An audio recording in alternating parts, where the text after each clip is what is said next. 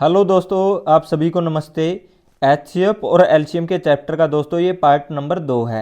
इस वीडियो में हमने टॉप 10 पर्सन लिए हैं और ये अलग अलग टाइप के पर्सन हैं। दोस्तों इस चैप्टर का पार्ट नंबर 1 हमने करा दिया है और उसका लिंक इस वीडियो के डिस्क्रिप्शन में दे दिया है। आपने यदि नहीं देखा है तो आप जाकर देख सकते हो। दोस्तों इस वीडियो में हमने रेलवे ग्रुप डी के PYQ पर्सन लिए हैं। आपका आने वाला एग्ज़ाम आरआरबी ग्रुप डी के लिए ये वीडियो मोस्ट इंपॉर्टेंट है, तो आपने इसको शुरू से लेकर अंत तक ज़रूर देखना है। और दोस्तों यदि ये वीडियो पसंद आए तो प्लीज़ चैनल को सब्सक्राइब कर लेना। तो चलिए शुरू करते हैं और देखते हैं इस वीडियो का पहला प्रश्न है, यदि दो संख्याओं का योग 54 है, इन संख्याओं के लघुत्तम समावर्त्य एलसीएम और महत्तम समावर्तक यानी एचसीएफ क्रमशः 84 और 6 है, तो इन संख्याओं के व्युत्क्रमों का योग ज्ञात कीजिए।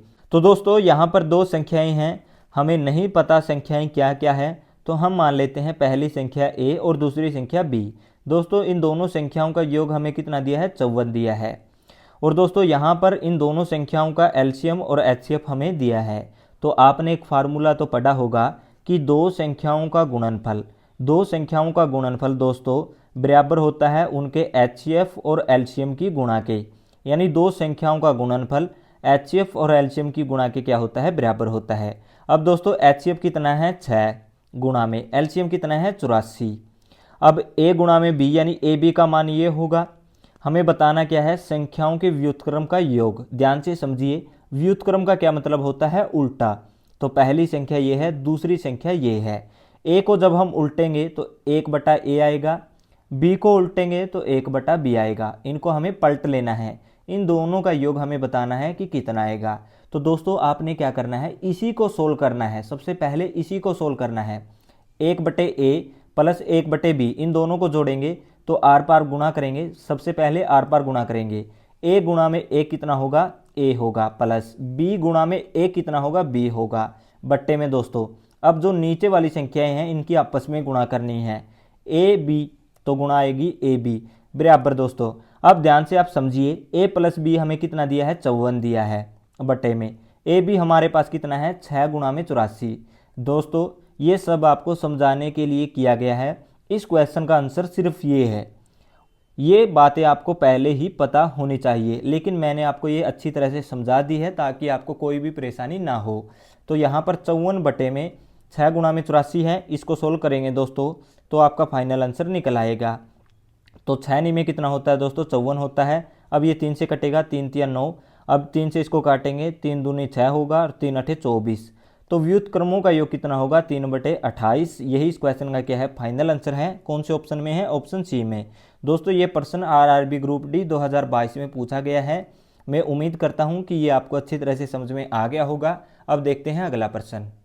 दोस्तों अगला प्रश्न देखिए, और ये प्रश्न वेरी वेरी मोस्ट इंपॉर्टेंट प्रश्न है, तो आपने ध्यान से समझना है। 64 48 और y का महत्तम समावर्तक यानी HCF 8 है।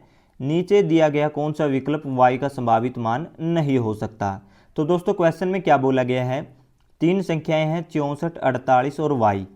दोस्तों y का मान इन ऑप्शनों की संख्याओं में से किस संख्या को रखें जिससे दोस्तों इन तीनों संख्याओं का HCF 8 न बने। HCF दोस्तों 8 न बने। अब हम क्या करेंगे, बाई ऑप्शन चेक करेंगे। दोस्तों y का मान हम 96 मान लेते हैं, ऑप्शन ए से चेक करते हैं। y का मान हम 96 मान लेते हैं, तो 64 48 और 96 इन तीनों का HCF निकालेंगे। तो दोस्तों 16 से 64 कटेगा, 16 से 48 भी कटेगा और 96 भी कटेगा। तो इन तीनों का HCF कितना होगा, 16 होगा, जो कि दोस्तों 8 के बराबर नहीं है। हमें ऐसी ही संख्या लेनी थी जिसका HCF 8 न बने, तो वह संख्या क्या होगी, 96। ऑप्शन ए ही इस क्वेश्चन का आंसर हो जाएगा। इन तीनों का HCF निकालेंगे, 16 होगा, जो कि 8 के बराबर नहीं है। हमें यही बताना था कि y का संभावित मान नहीं हो सकता, यानी y का मान हम कैसा रखें जो कि दोस्तों HCF 8 न बनाए। तो y का मान कितना होगा, 96 होगा। यदि आप अन्य ऑप्शनों की संख्याएं चेक करते हो तो दोस्तों यहाँ से इन तीनों संख्याओं का, इन ऑप्शनों में से किसी भी संख्या को रखते हो तो HCF कितना बनेगा, 8। लेकिन HCF नहीं बनना चाहिए, 8 HCF नहीं बनना चाहिए। तो 96 संख्या को रखेंगे तो HCF 16 बनेगा, जो कि 8 के बराबर नहीं है। तो ऑप्शन ए ही इस क्वेश्चन का क्या होगा, राइट होगा। और ये प्रश्न आरआरबी ग्रुप डी 2022 में पूछा हुआ प्रश्न है। तो मैं उम्मीद करता हूं कि ये आपको अच्छी तरह से समझ में आ गया होगा। अब देखते हैं अगला प्रश्न। दोस्तों क्वेश्चन नंबर 3 है 408 और 1032 का महत्तम समावर्तक यानी HCF को दोस्तों इस इक्वेशन के रूप में व्यक्त किया जाता है, तो m का मान ज्ञात कीजिए। यानी दोस्तों इन दोनों संख्याओं का HCF इस इक्वेशन के बराबर है, तो m का मान हमें बताना है।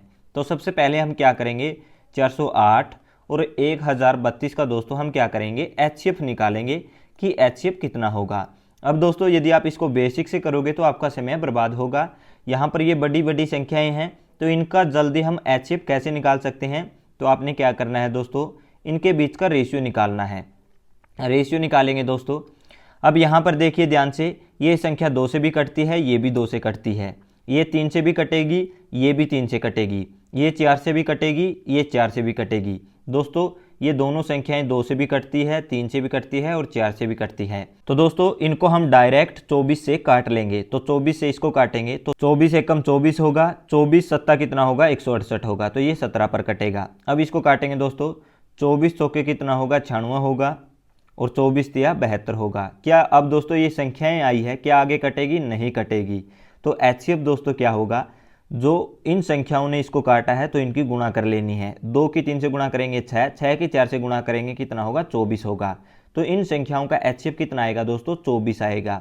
अब ये HCF दोस्तों इस इक्वेशन के बराबर है, तो इस इक्वेशन के बराबर रखेंगे 516m माइनस लिखेंगे 252 गुणा में 4, 4 दूनी 8 होगा दोस्तों, 5 चौका 20 और 2 चौके 8 प्लस 2 कितना होगा, 10 होगा, और बराबर में दोस्तों HCF कितना है, 24 है।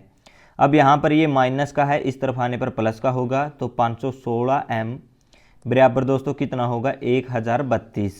अब m का मान पता करना है, तो 516 1032 को 2 बार में काटेगा, तो m का मान कितना आएगा, 2 आएगा। यही इस क्वेश्चन का क्या है, फाइनल आंसर है।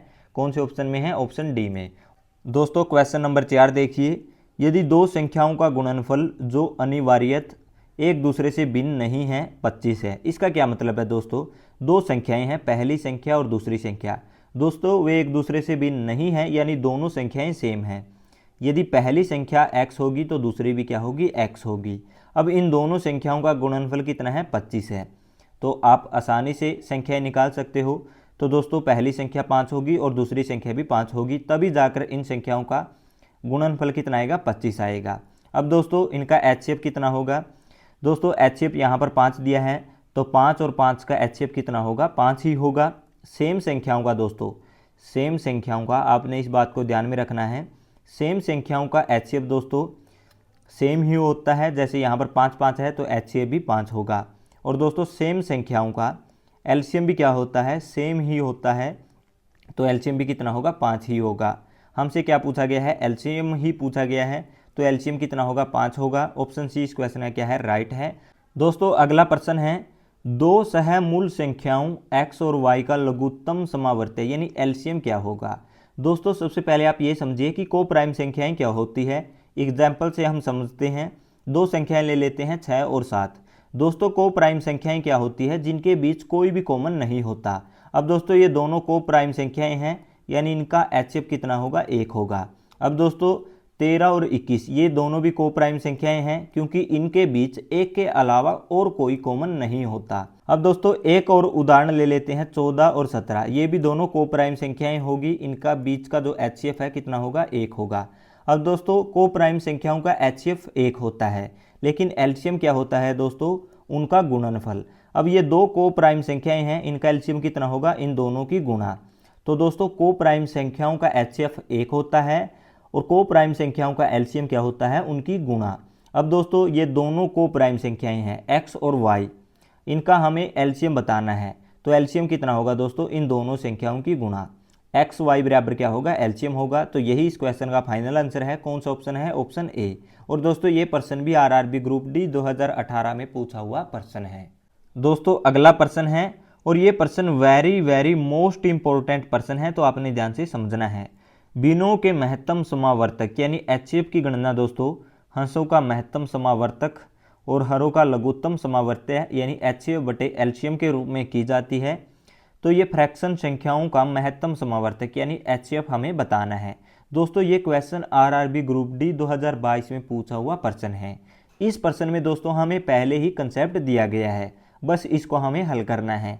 दोस्तों एचसीएफ हमें बताना है इन संख्याओं का। तो कंसेप्ट कहाँ पर दिया गया है दोस्तों, ये हमारे पास क्या है, कंसेप्ट है कि हम फ्रैक्शन वाली संख्याओं का एचसीएफ कैसे निकालते हैं। दोस्तों हंसों का हम क्या लेते हैं, एचसीएफ लेते हैं, यानी न्यूमरेटर वाली संख्याओं का एचसीएफ निकालते हैं।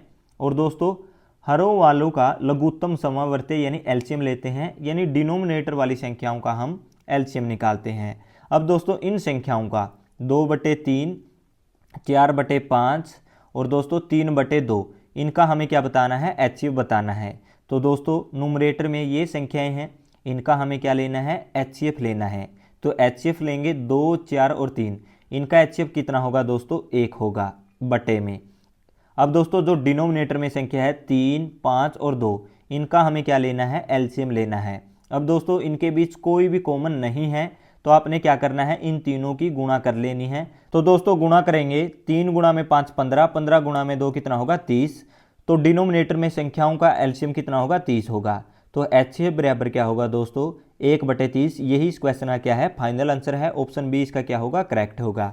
यदि दोस्तों यहाँ पर तो हमने एचसीएफ निकाला है, यदि आपसे एलसीएम पूछा जाए, फ्रैक्शन वाली संख्याओं का एलसीएम पूछा जाए, तो आपने क्या करना है दोस्तों, जो न्यूमरेटर में संख्याएं होगी उसका एलसीएम लेना है बटे में, जो डिनोमिनेटर में संख्याएं होगी उनका एचसीएफ लेना है। अब दोस्तों इस पर हम क्या करेंगे, इससे अगला प्रश्न करेंगे। तो देखिए दोस्तों अगला प्रश्न है, इस प्रश्न में हमें एलसीएम पूछा गया है फ्रैक्शन वाली संख्याओं का। और दोस्तों इस क्वेश्चन में भी हमें कंसेप्ट दिया गया है कि एलसीएम निकालने के लिए न्यूमरेटर वाली संख्याओं का एलसीएम और डिनोमिनेटर वाली संख्याओं का एचसीएफ। और दोस्तों ये क्वेश्चन भी आरआरबी ग्रुप डी 2022 में पूछा हुआ प्रश्न है। तो इन संख्याओं का दोस्तों हमें क्या बताना है, एलसीएम। एलसीएम के लिए हम क्या करेंगे, न्यूमरेटर वाली संख्याओं का एलसीएम लेंगे दोस्तों, और डिनोमिनेटर वाली संख्याओं का क्या लेंगे, एचसीएफ लेंगे। अब दोस्तों फ्रैक्शन वाली संख्याएं क्या क्या है, 5/6, 6/5 और 3/2। अब दोस्तों न्यूमरेटर में संख्या क्या है, 5, 6 और 3, इनका हमें क्या बताना है, एलसीएम। तो दोस्तों 5, 6 और 3। अब आप यहाँ पर ध्यान से समझिए दोस्तों, 6 में 3 आता है तो 3 को हम काट देंगे। अब दोस्तों यहाँ पर कोई कॉमन नहीं है, तो 5 गुणा में 6 करेंगे तो कितना आएगा, 30 आएगा। तो न्यूमरेटर वाली संख्याओं का एलसीएम कितना होगा, 30 होगा बट्टे में दोस्तों। अब इनका हमें क्या बताना है, एचसीएफ बताना है, जो डिनोमिनेटर में संख्याएं हैं। तो डिनोमिनेटर में क्या संख्या है, 6, 5 और 2, इनका एचसीएफ क्या होगा दोस्तों, इनके बीच कुछ भी कॉमन नहीं है दोस्तों, इनके बीच कुछ भी कॉमन नहीं है, एक के अलावा कुछ भी कॉमन नहीं होगा, तो इनका एचसीएफ कितना होगा, यहाँ से एचसीएफ होगा दोस्तों 1। तो एलसीएम क्या होगा दोस्तों, 30/1 को हम लिख सकते हैं 30। यही इसका क्या है, फाइनल आंसर है। कौन से ऑप्शन में है, ऑप्शन सी में। दोस्तों अगला प्रश्न है, और ये अलग टाइप का प्रश्न है दोस्तों, ध्यान से आप समझिए, और ये मोस्ट इंपॉर्टेंट प्रश्न है दोस्तों। इस तरह के क्वेश्चनों में क्या पूछा जाता है, संख्याओं के टुकड़े किए जाते हैं और हमसे एचसीएफ और एलसीएम पूछा जाता है। तो दोस्तों सबसे पहले आप कंसेप्ट को जानिए। यदि इस तरह के क्वेश्चनों में एचसीएफ निकालना हो, तब आपने क्या करना है दोस्तों, जो इनमें कॉमन है उसकी मिनिमम पावर लेनी है, मिनिमम पावर लेनी है दोस्तों, और जो कॉमन है बस उसी को लेना है। यहाँ पर मैं लिख देता हूँ, सिर्फ कॉमन को लेना है दोस्तों, ताकि आपको समझने में कोई भी दिक्कत ना आए। तो दोस्तों एचसीएफ के लिए आपने क्या करना है, मिनिमम पावर लेनी है, जो कॉमन है, सिर्फ कॉमन है। और दोस्तों यदि इस तरह के क्वेश्चनों में एलसीएम निकालना हो, तब हम क्या करेंगे दोस्तों, जो कॉमन है उसकी हम मैक्सिमम पावर लेंगे। क्या लेंगे दोस्तों, मैक्सिमम पावर लेंगे। और जो कॉमन नहीं है उसको भी हम लेंगे। यहाँ पर मैं ऑल लिख देता हूँ, ताकि आपको समझने में कोई भी दिक्कत ना आए। दोस्तों इस तरह के टाइप में ये दो कंसेप्ट बनते हैं। अब हम क्या करेंगे, प्रश्न को हल करेंगे। दोस्तों पहली संख्या के टुकड़े हमें क्या दिए गए हैं, ध्यान से समझिए। पहली संख्या के टुकड़े दिए गए हैं, ये पहली संख्या हम मान लेते हैं। इसके टुकड़े दिए हैं 3 की पावर 3 गुणा में 5 की पावर 3 गुणा में 6 की पावर 3। अब दोस्तों दूसरी संख्या, यहाँ पर आप ध्यान से समझिए। यहाँ पर दोस्तों दिया गया है 3 की पावर 2 और 3 की पावर 5। दोस्तों बीच में गुणा है और बेस समान है, तो पावर आपस में क्या होगी, जुड़ जाएगी। तो हम लिख सकते हैं 3 की पावर 7, बिल्कुल लिख सकते हैं। 2 + 5 करेंगे 7 होगा, गुणा में दोस्तों 5 की पावर 2 गुणा में 6 की पावर 4। अब तीसरी संख्या ध्यान से देखिए दोस्तों, यहाँ पर भी हमें ये दो संख्या, यहाँ पर बेस समान है, तो पावर दोस्तों आपस में क्या होगी, जुड़ जाएगी, और बीच में क्या है, गुणा है। तो 3 की पावर कितनी होगी, 3 + 2 करेंगे 5, गुणा में दोस्तों 5 की पावर कुछ नहीं तो 1 होगी, गुणा में 6 की पावर 3। अब इनका हमें HCF बताना है। तो दोस्तों HCF के लिए आपने क्या करना है, मिनिमम पावर लेनी है जो कॉमन है। अब दोस्तों ध्यान से देखिए, 3 यहाँ पर भी है, 3 यहाँ पर भी है और 3 यहाँ पर भी है। तो मिनिमम पावर क्या होगी दोस्तों, यहाँ पर 7 है, यहाँ पर 5 है, तो कम से कम पावर कितनी है, 3 है। तो 3 की पावर 3 लिखेंगे गुणा में। अब दोस्तों यहाँ पर 5 इसमें भी है, इसमें भी है और इसमें भी है, तो मिनिमम पावर क्या होगी, 5 की पावर 1, तो गुणा में लिखेंगे 5 की पावर 1 गुणा में। अब दोस्तों 6 यहाँ पर भी है, 6 यहाँ पर भी है, 6 यहाँ पर भी है, तो मिनिमम पावर क्या होगी, 6 की पावर 3। अब दोस्तों इनकी गुणा करेंगे तो HCF हमारे पास निकल आएगा। तो HCF बराबर दोस्तों 3 का क्यूब कितना होगा दोस्तों, 27, गुणा में 5, गुणा में 6 का क्यूब कितना होगा, 216। अब दोस्तों आपने यहाँ पर इसकी गुणा नहीं करनी है, ऑप्शन की तरफ भी देखना है। दोस्तों यहाँ पर देखिए सबसे बड़ी संख्या क्या है, ये है, और इनके बीच का अंतर भी ज़्यादा है, तो इनकी गुणा करेंगे दोस्तों, ये ऑप्शनों की संख्या नहीं आएगी, बड़ी संख्या आएगी। ऑप्शन डी इस क्वेश्चन का क्या होगा, राइट होगा। और दोस्तों ये क्वेश्चन RRB ग्रुप डी 2018 में पूछा हुआ प्रश्न है। दोस्तों अगला प्रश्न है, यहाँ पर भी दोस्तों संख्याओं के टुकड़े करके हमें दिया गया है और LCM हमसे पूछा गया है। दोस्तों LCM में हम क्या करते हैं, जो कॉमन है उसकी मैक्सिमम पावर लेते हैं, और दोस्तों जो कॉमन नहीं है उसको भी हम लिखते हैं। अब यहाँ पर देखिए 2 इसमें भी है, 2 इसमें भी है। अब पावर को आपने ध्यान से देखना है, तो मैक्सिमम पावर यानी ज़्यादा से ज़्यादा पावर 4 है, तो 2 की पावर 4 लिखेंगे गुणा में। अब दोस्तों 3 इसमें भी है और 3 इसमें भी है, तो मैक्सिमम पावर कितनी होगी, 3 की पावर 6, तो 3 की पावर 6 लिखेंगे गुणा में दोस्तों। अब दोस्तों आप ध्यान से देखिए 5 इसमें भी है और 5 इसमें भी है, तो मैक्सिमम पावर कितनी है, यहाँ पर 3 है, यहाँ पर 5 है, तो मैक्सिमम पावर 5 की पावर 5 गुणा में। अब दोस्तों जो कॉमन नहीं है उसको भी हम लिखेंगे, 7 की पावर 2। अब 7 इसमें नहीं है, इसमें है, तो इसको भी हम 7 में लिखेंगे, तो 7 की पावर 2। दोस्तों ये इन संख्याओं का क्या होगा, LCM होगा। यही इस क्वेश्चन का क्या है, फाइनल आंसर है। कौन से ऑप्शन में है, 2 की पावर 4, 3 की पावर 6, 5 की पावर 5 गुणा में 7 की पावर 2, तो ऑप्शन डी इस क्वेश्चन का क्या होगा, फाइनल आंसर होगा। और दोस्तों ये RRB NTPC 2021 में पूछा हुआ प्रश्न है। दोस्तों अगला प्रश्न है, यानी ये इस वीडियो का लास्ट प्रश्न है। यहाँ पर दोस्तों इन संख्याओं के टुकड़े करके हमें दिया गया है और हमसे क्या पूछा गया है, HCF पूछा गया है। तो HCF के लिए हम क्या करते हैं दोस्तों, मिनिमम पावर जो कॉमन है दोस्तों उसकी हम क्या लेते हैं, मिनिमम पावर लेते हैं, जो कॉमन है, सिर्फ कॉमन है दोस्तों। तो इसका आंसर दोस्तों आपने क्या करना है, कमेंट बॉक्स में देना है, इसका आंसर आपने कमेंट बॉक्स में देना है। और दोस्तों यदि ये वीडियो पसंद आई है तो अपने दोस्तों में शेयर कर देना। और ये प्रश्न RRB ग्रुप डी 2018 में पूछा हुआ प्रश्न है।